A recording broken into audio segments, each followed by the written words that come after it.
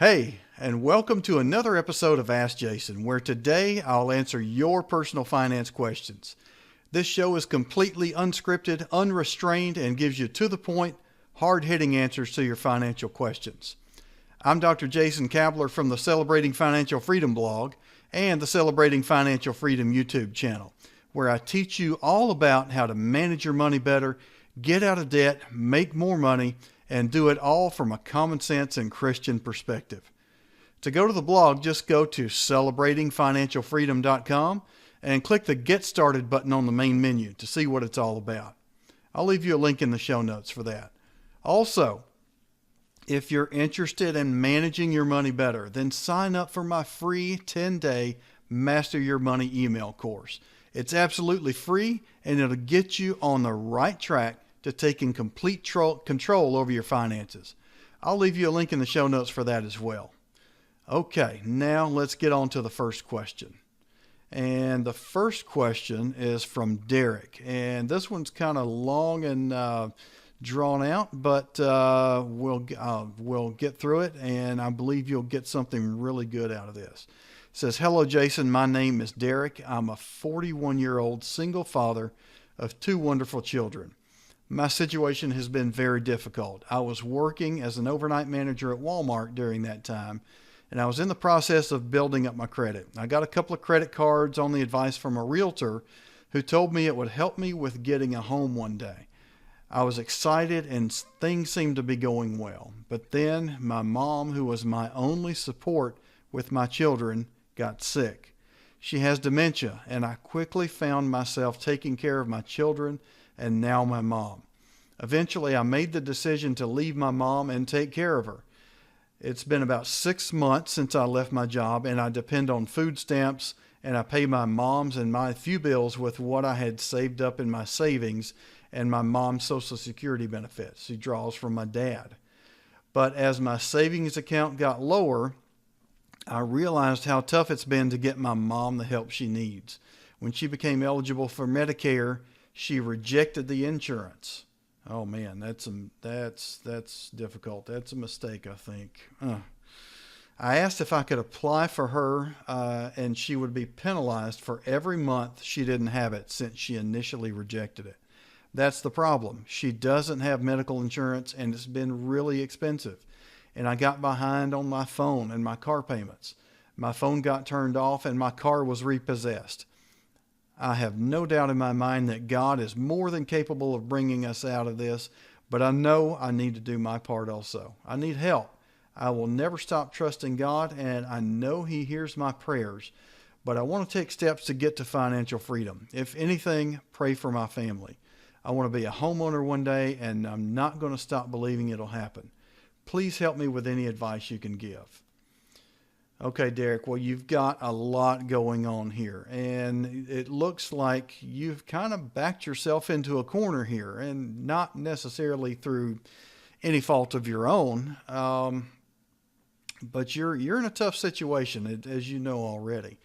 And the problem is that you're not sure what to do with your mom. She has dementia.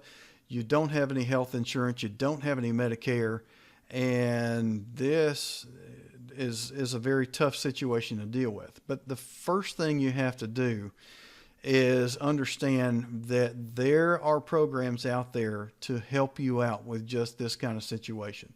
Now, I'm not saying it's going to be easy. It's not, especially since your car got repoed, your phone's got turned off. You've got a lot to deal with at the moment. But one thing that you really need to do is you need to be working. Now, I know that's easier said than done, but right now you're living on your savings, and you know your savings is about to run out. And then what are you going to do? You don't want to end up out on the street. You don't want to end up homeless. And I don't want to sound terrible here, but that could be where you're headed if you're not careful. So I would urge you to do any work you can possibly do. If it's working from home, even better, because you can watch your mom while you're working even. But maybe you'll even be able to go back to being the overnight manager at Walmart. If you like that job, if that was a good paying job for you, then try and go back to that if you can. But what are you going to do with your mom? Well, there are programs out there where there is free daycare for people with dementia. And what I would suggest that you do is look up those resources. Just Google free, free daycare for seniors, free dementia daycare, those kind of things. And you should be able to find something in your area. And if it's not totally free, you may be able to get it subsidized in some way. But I'm confident there is something in your area, unless you're just in a very rural area with no services at all. I'm confident that there's something available for you somewhere nearby. And many of those also offer even free transportation. So I'll leave a couple of links in the show notes that'll help you get started with some of that. The next thing you need to do is get her enrolled in Medicare. Now, since she rejected Medicare the first time around when she first became eligible for it, yes, there are going to be penalties involved with the premiums that she's going to be paying. But it's a heck of a lot cheaper paying that than it is paying these bills out of pocket. That's the last thing you want to be doing, because that will put you under very quickly. I know this because my dad dealt with the same thing. He did not, he had Alzheimer's, and he died from that about 10 years ago. And so I can tell you that it just is a terrible condition that will continue to deteriorate as time goes on. And the bills will really add up. Now, fortunately, my dad had very good health insurance. He had Medicare, and he also had long-term care insurance that we were able to use when it got to the point where we couldn't take care of him. But I know most people don't have that. And so it takes a lot of figuring out stuff to get things done so you can get back to work and help finance this thing and help get her Medicare paid and get her bills taken care of as best as possible. Again, I'll leave you some information in the show notes to where you can look for some of these things. And but just know that she can still get Medicare. She can still get some benefits. There just may be a few penalties involved, but it's a lot cheaper than paying medical bills out of your pocket. So keep that in mind. Let's see. Let's go into some more details here. The car was repossessed. And yeah, it's especially going to be tough because your phone's turned off when your car's repossessed. You're going to have to find some transportation. You may have to use public transport to get to and from work once you do find a job. And but you know, Derek, I believe you can get back on your feet. I truly believe that once you start doing everything you can, I'm sure you're doing that already, but I'm not sure that you're focused on the right things as far as you've been living off your savings. And that's going to come to an end at some point. It's going to have to. And the last thing I want you to do is end up homeless because you feel like you're stuck. So there are not a lot of great answers that I can give you at this point. It's just going to take a lot of hard work. It's going to take getting back to work in a paying job so you can take care of your kids and take care of your mom to the best of your ability. And it may take some assistance. And it sounds like it probably will take some assistance at this point, either from the government or from charities or from individuals or whoever may be willing to help you out. And again, I'm going to leave you some links in the show notes as to some things you can do to get you moving in the right direction in that way. But just know that God will be faithful to you when you're faithful to Him. Stay close to Him. He's going to get you through this. It's not going to be the easiest thing in the world. Let's just be real here. It's not going to be easy because you're way behind the 8 ball at this point with no job, no car, no phone, and dwindling savings. But I encourage you to get back to work as best you can, do as much work as you can without ignoring your mom and your kids. And but they may not see you a whole lot. But I think that's your role at this point. And man, it's a tough situation, but just know that God is going to be faithful. And when you're doing your part and you're doing the best you possibly can, that He's going to stick by you. He's going to see you through this, and He's going to make sure you succeed eventually, no matter what happens. So Derek, take heart. I'm praying for you. The people that are watching this are praying for you, and I know that you're going to make it through this. So again, I'm going to leave you links to different resources in the show notes that you can use to help get back on track and hopefully get her in a place to where you can get back to work and she's taken care of, and you can start taking care of the situation better than you've been able to at this point. So I hope that helps, and I hope you'll let us know when you've made some progress, and check back with us, and let us know how things are going in the next few weeks and months, so that we can keep track of how things are going for you. Okay, now let's see. Before we go to the next question, let's talk a little bit about our sponsor for the show, Personal Capital. And let me tell you something. Personal Capital is just awesome. I believe one of the most important things that you can do for yourself financially is to have a system for organizing your finances. And that's what Personal Capital really helps you do. And one of the great things about Personal Capital is that it keeps track of your net worth in real time. Now, that may not sound very important to you, especially if you're deep in debt and you don't feel like you've got zero net worth as it is.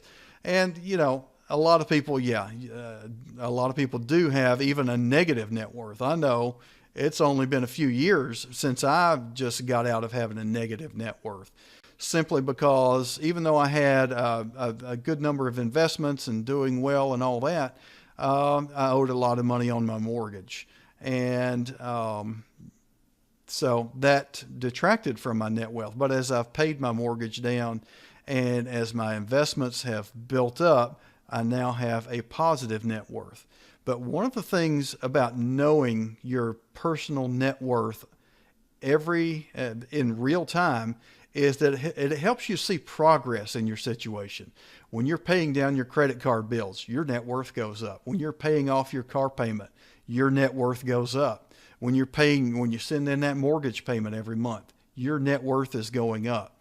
So it lets you see a number, even if it's a negative number, even if you have a negative net worth, if you can see that net worth number getting better and better and better every time you send a payment in, it gives you motivation. It helps you understand that things are getting better, that you're turning your situation around, and that eventually you're going to get to a positive net worth. And once you do that, man, it starts building and building and building quickly. And so keep that in mind. Personal Capital, not only does it help you to keep track of your net worth and give you motivation to keep going, but it also does everything else you want it to do. It keeps track of everything in your financial situation in one convenient dashboard that you can access anytime. And best of all, it's completely free. So go check out Personal Capital. I'll leave a link to Personal Capital in the show notes. Again, it's totally free to sign up, and it's one of the best tools you can use to keep track over your entire financial situation instead of having to go to place to place to place to piece it all together. All right, let's get on to the next question. And the next question is from one of our longtime blog readers, Laura. And Laura asks, let's see, let me scroll down here. She says, "Hello, Jason. I just received a letter from my former employer. I'm only 57 years old and I have no clue what to do. I have $66,000 in my ESOP, which is an employee stock ownership program. I work at another establishment now, and I've been away from this company for almost 2 years now. Anyway, they sent me a letter that I need to fill out and return with a decision on either taking it in one lump sum, which I don't want to do due to being taxed on it. I don't want to gamble with it either. I've heard of Roth IRAs, but I have no idea if it's a risk, if it is risky or secure. I'm a woman who likes security, by the way. This is money I want for my kids in the future. Could I use the money now? Oh yes, my home needs many repairs, but I plan on tackling them one at a time. Do you have any ideas for me? I'll be calling the company to see if I can keep it with them, but wondering if a Roth IRA would be a better way to go. Thanks for your advice, Laura." So Laura, one of the things that you probably don't want to do, the worst thing you could do, is take a lump sum from that employee stock ownership plan, because that's going to trigger a lot of penalties. You're going to have to pay the taxes on it, and you're going to have to pay a 10% penalty if you keep that money. So the best thing you can do is roll that ESOP into a Roth IRA and keep it there. And the reason you want to do that is because, number one, there are no penalties. There is no cost to doing that. Or if there is, it's a very little, tiny cost, depending on who you get your Roth IRA through. But there is no risk to placing it in that Roth IRA. The only risk in a Roth IRA are the investments that you choose to invest the money inside that Roth IRA. So when you do that, first of all, I usually recommend opening a Roth at Vanguard. Vanguard is the lowest cost place to open up any kind of a retirement fund, whether it be an IRA, a Roth IRA, a 401k, any of those types of retirement funds. That's where I have my investments. And I can tell you they are excellent with their customer service. They are very, very, very low cost on their fees. And I think you'll like them. Of course, you don't have to go to Vanguard. You can go anywhere you want to. E-Trade, Charles Schwab, any of those places. But the point is that you want to roll that money into a Roth IRA. And inside that Roth IRA, that money will be placed into a money market account. And basically, it's just the same as a savings account at your bank. And that's where you keep that money. Now, once you have that money in that money market account inside your Roth IRA, what you're going to do is you're going to invest that money from there. You can purchase stocks, bonds, mutual funds, and use that money in the money market account to invest in a brokerage account.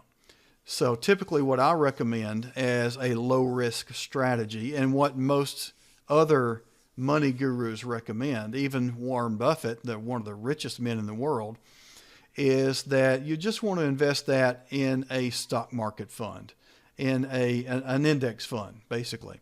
And the reason you want to do that is because it's very simple. You don't have to do anything. You don't have to make any big decisions about how the money's invested, because basically that money is invested in the entire stock market. Now, that is one of the lowest risk things you can do. And it also incurs the lowest fees. So to get into that kind of investment, it is a very, very low fee thing to do. But when you're invested in something that tracks the entire stock market, the good thing about that is you don't have to manage that money. It's managed for you, and it will track the entire stock market as it goes up, as it goes down, but you don't have to make any major decisions other than to put it in the stock market index fund to begin with. Now, that may sound a little bit risky because, yes, the market goes up and the market goes down. But the great thing about the stock market is eventually it always goes up. So you just put it in there and you let it sit until it's time for retirement. And it will do its work for you. The stock market will do the work for you. So the one that I recommend at Vanguard is the Vanguard Total Stock Market Index Fund. Again, you don't have to be a sophisticated investor to make money in investing. You just need to invest in something simple like the Total Stock Market Index Fund and just leave it alone until retirement. And believe it or not, that generally works better than using all these complicated strategies that you might hear about. Complicated strategies get you in trouble and they cause you to lose money. Believe it or not, most people that manage money, most mutual fund managers don't beat the stock market. And do you really want to put it with somebody who can't even beat the stock market that is not even managed? So the best thing you can do is just put it in a total stock market index fund, leave it alone. But the next thing you need to do is that you need to educate yourself on the basics of investing, because you should never go into investing blind. Now, I recommend reading the simple book, Investing for Dummies, just to get a basic knowledge. Again, you don't have to know any fancy strategies or anything. Those kind of things usually get you in trouble anyway. But you need to know the basics as to what stocks are, what mutual funds are, some of the basic strategies for investing, and to learn more than what I've told you about why just investing in a stock market index fund is one of the best things you can do. So, by the way, I don't make anything from recommending Vanguard or their funds, and I personally keep my investments there, and I've had them there for 25 or so years at this point. And I do that because the company is owned by the investors. It's owned by people like you and me, the investors who invest there. And that means because of that, they offer great customer service and they offer the lowest fees in the industry. They're not going to take you to the cleaners on fees. Okay, so that about wraps things up for this episode of Ask Jason. I hope you came away with some great information you can use to make your finances better. I've left links in the show notes to the blog posts and other resources that I mentioned during the show. And if you have a question you'd like me to answer for you, simply shoot me an email in the address of the show notes, at the address in the show notes, or just leave a comment below, and maybe I'll be able to answer your question in the next episode. Until then, have an awesome week, be blessed, and I'll see you soon.